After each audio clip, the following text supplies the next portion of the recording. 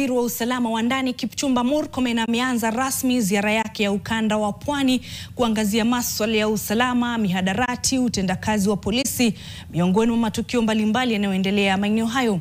Waziri Murkomen pia anatarajiwa kukutana na viongozi pamoja na wakazi maeneo hayo. Tuungane naye Kelvin Mutahi mubashara kwa mapana na marefu. Kevin, iwapo unanipata, hebu tueleze, je, waziri huyo tayari amewasili na pengine tutarajie nini kwenye siku hii?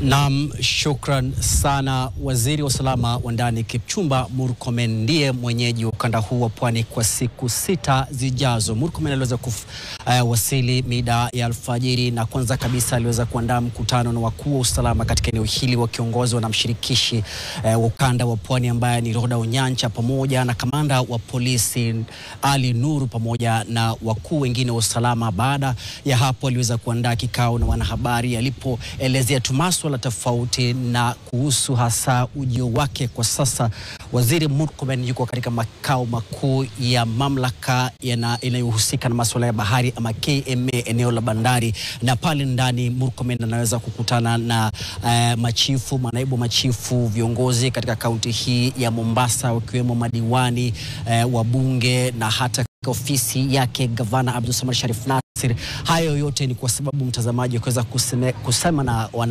na viongozi hao hasa kuhusu masuala ambayo yanayoathiri eneo hili la Mombasa. Kumbuka kwamba hivi majuzi eneo hili limekuwa likishuhudia visa vya vijana kuweza kuhangaisha wakazi. Hawa ni vijana wa mapanga, na mwanzo kabisa Murkomen anaweza kusema kwamba tangu kuingia kwake ofisini, basi ndio mambo makuu ambayo ameweza kuelezewa, na yuko hapa hasa kuweza kuelezea mikakati ambayo ataweza kuwasilisha mbele ya viongozi eneo hili na pamoja na wakuu wa usalama ili kuweza kutia swala hilo katika kaburi la sahau. Pia Murkomen ataweza kuzuru maeneo tofauti katika ukanda huu wa Pwani, kaunti zote 6.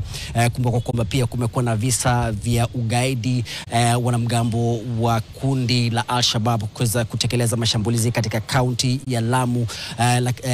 Tukio la majuzi zaidi ikiwa ni siku ya Jumamosi usiku, wakati wanamgambo hao waliweza kujaribu kushambulia kambi ya maafisa wa polisi katika eneo la Basuba msituni Boni. Kwa hakika ni mengi ambayo ataweza kuangaziwa na waziri huyu, na pia tutaweza kusema naye kuhusu hasa usalama wa kitaifa, kuhusu migogoro ambayo tumeweza kushuhudia hasa katika hadhara za kisiasa, na usemi wake kuhusu utendakazi ili kuweza kudumisha usalama wa taifa kwa ujumla. Kwa hakika ni mengi ambayo yanamsubiri waziri Murkomen, na kama nilivyotaja atakuwa hapa kwa wiki nzima, na kwa hakika tutaweza kufanya ziara naye, kuandaa vikao tofauti naye na kukupasha mengi zaidi kuhusu ziara yake na yote ambayo tutaweza kuzungumzia hususan kuhusu usalama. Na asante sana Kevin Mutahi kutoka maeneo ya Mombasa. Mtazamaji, bila shaka ni ziara ambayo hapa NTV tunaifuatilia kwa karibu, na punde tu yanapoibuka basi tutakuwa tunakupasha kikamilifu, ikizingatiwa kwamba ni ziara ambayo itakuwa inazuru kaunti zote 6 za mwambao wa Pwani.